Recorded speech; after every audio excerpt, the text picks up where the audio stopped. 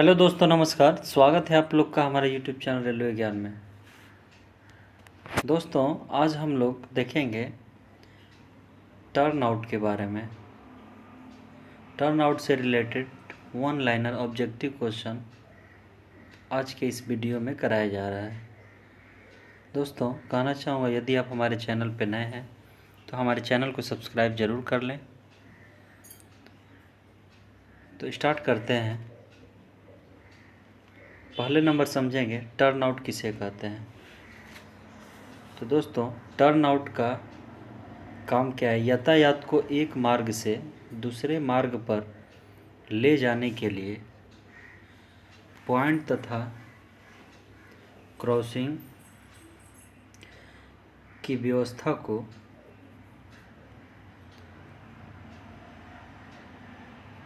Turn out कहा जाता है।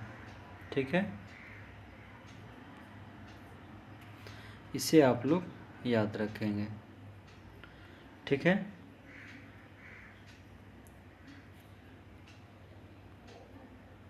यातायात को एक मार्ग से दूसरे मार्ग पर ले जाने के लिए पॉइंट तथा क्रॉसिंग की व्यवस्था को टर्न आउट कहते हैं। ठीक है, पहला क्वेश्चन देखेंगे दोस्तों। 8.5 में एक फैन शेप्ड टर्न आउट का हिल डाइवर्जेंस कितना mm होता है? तो दोस्तों, 8.5 में एक फैन शेप्ड टर्न आउट का हिल डाइवर्जेंस 182.5 होता है। ठीक है, और वहीं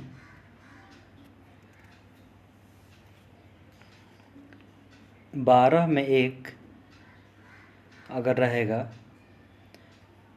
फैन शेप्ड टर्न आउट यानी ब्रॉड गेज 1/12 कर्व्ड PSC, तो उसका आंसर हो जाएगा 175 mm। ठीक है,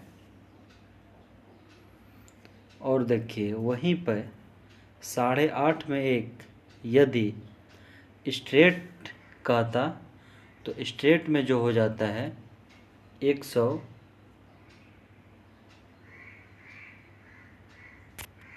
एक मिनट 8.5 में एक स्ट्रेट का बात अगर करेगा तो इसका आंसर हो जाएगा 136 mm। ठीक है, और वहीं ब्रॉड गेज 1/12 अगर स्ट्रेट में पूछेगा तो उसका आंसर हो जाएगा दोस्तों 1/12 स्ट्रेट, तो हो जाएगा 133 mm। ठीक है, इसे आप लोग याद रखेंगे। ठीक है, नेक्स्ट क्वेश्चन सेकेंड नंबर देखेंगे। 1673 mm गेज के लिए अधिकतम तथा न्यूनतम चेक रेल अंतराल कितना mm होता है? तो जो मैक्सिमम होता है 45 और मिनिमम जो है 41 mm होता है। ठीक है, थर्ड नंबर क्वेश्चन देखेंगे। स्टॉक रेल के फुट तथा लीडिंग स्ट्रेचर बार के ऊपरी सतह के बीच न्यूनतम अंतराल कितना mm होता है? तो दोस्तों, इसका आंसर हो जाता है 1.5 mm। ठीक है, इसे आप लोग याद रखेंगे। चौथा नंबर क्वेश्चन देखेंगे। CMS क्रॉसिंग के नाक पर अधिकतम घिसाव कितना mm होता है? दोस्तों, CMS क्रॉसिंग के नाक पर अधिकतम घिसाव 10 mm होता है। ठीक है, पांचवा नंबर क्वेश्चन देखेंगे। 60 kg CMS क्रॉसिंग के मापे गए घिसाव से कितना mm घटाया जाता है? तो 60 kg CMS क्रॉसिंग के मापे गए घिसाव से 2.5 mm घटाया जाता है, और वहीं 52 kg रहता तो उसका जो आंसर हो जाता 2 mm। ठीक है, 6 नंबर क्वेश्चन देखेंगे। CMS क्रॉसिंग के जोड़ को गैपलेस बनाने के लिए रेल होल का व्यास कितना mm रखना आवश्यक है। ठीक है, तो इसका आंसर हो जाएगा 27 mm। 7th नंबर क्वेश्चन देखेंगे, 12 में एक फैन शेप्ड टर्न आउट का स्विच एंट्री एंगल कितना होता है? तो दोस्तों 12 में एक 0 डिग्री 20 0 0, ठीक है, और अगर 16 में एक रहेगा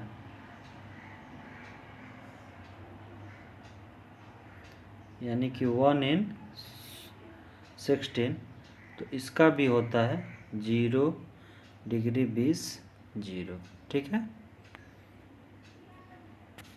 तो इसे आप लोग याद रखेंगे, 12 में एक पूछे या 16 में एक पूछे, ठीक है। और वहीं 8.5 में एक कर्व्ड ऑन पीएससी अगर पूछेगा यही सेम चीज़, तो उसका आंसर हो जाता है 0 46 59, ठीक है। 1 in 8.5, जो 0 46 59 होता है ये फैन शेप्ड में होता है, और वहीं स्ट्रेट में अगर पूछे तो इसका आंसर हो जाएगा 0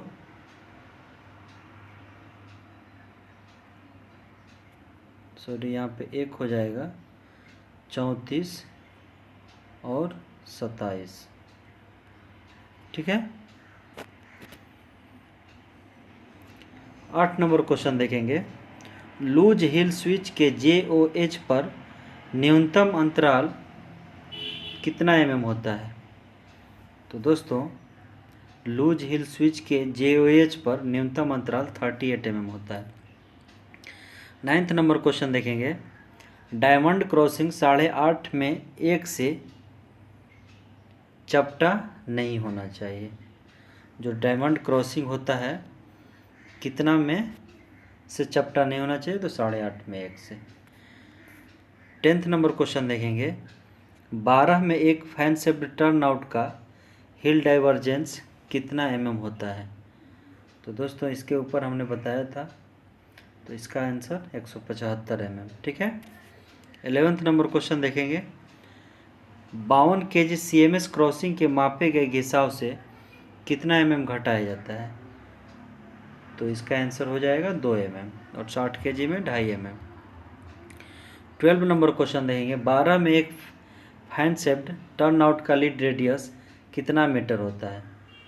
तो दोस्तों इसका आंसर हो जाएगा 442.12, ठीक है।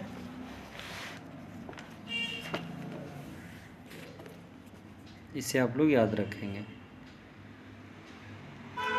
13 नंबर क्वेश्चन देखेंगे, CMS क्रॉसिंग के रिकंडीशनिंग के लिए किस प्रकार के इलेक्ट्रोड उपयोग करते हैं? तो H3 प्रकार का, ठीक है। 14 नंबर क्वेश्चन देखेंगे, 12 में एक फैन शेप्ड टर्न आउट में कुल अप्रोच तथा एग्जिट स्लीपरों की संख्या कितना है? तो 13 है, ठीक है। 15 नंबर क्वेश्चन देखेंगे, 8.5 में एक फैन शेप्ड टर्न आउट का स्विच एंगल कितना होता है? तो दोस्तों इसका जो आंसर है इसमें गलत है, अभी एडिट हुआ है, उसका कर लीजिएगा आप लोग आंसर 0 46 59, ठीक है, जैसा कि हमने पहले बताया था, ठीक है। और वहीं अगर ये स्ट्रेट में पूछेगा तो स्ट्रेट में हो जाता है 1 डिग्री 34 27, ठीक है। इसके बाद नेक्स्ट क्वेश्चन देखेंगे 16 नंबर, LH टर्न आउट में LH स्टॉक रेल को क्या किया जाता है? तो बेंड दिया जाता है। किसको? LH स्टॉक रेल को। 17 नंबर क्वेश्चन देखेंगे, ATS से HOS के बीच की दूरी को क्या कहते हैं? तो दोस्तों ATS बोले तो एक्चुअल टो ऑफ स्विच, और HOS बोले तो हील ऑफ स्विच। ठीक है, तो इसके बीच की दूरी को क्या बोलते हैं? स्विच, स्विच लेंथ बोला जाता है। ठीक है, इसके बाद 18 नंबर क्वेश्चन देखेंगे। HOS से TNC की दूरी को क्या कहते हैं? तो दोस्तों HOS से TNC यानी कि हील ऑफ स्विच से थियोरेटिकल नोज ऑफ क्रॉसिंग के बीच की दूरी को क्या कहते हैं? लीड असेंबली कहते हैं। 19 नंबर क्वेश्चन देखेंगे। पैसेंजर रनिंग लाइनों पर सीधे स्विच के साथ 8.5 में एक टर्न आउट के लिए गति प्रतिबंध कितना किलोमीटर प्रति घंटा है? तो दोस्तों इसका आंसर होता है 15 किलोमीटर प्रति घंटा। और वहीं सिमेट्रिकल स्लिप रहता तो 30 किलोमीटर प्रति घंटा।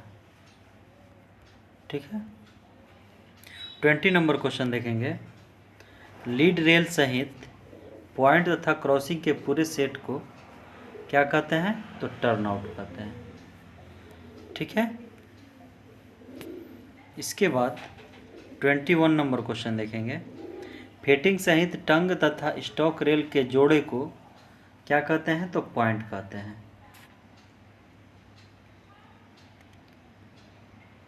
पॉइंट एंड क्रॉसिंग जो होता है दोस्तों, उसका जो है 3 असेंबली होता है।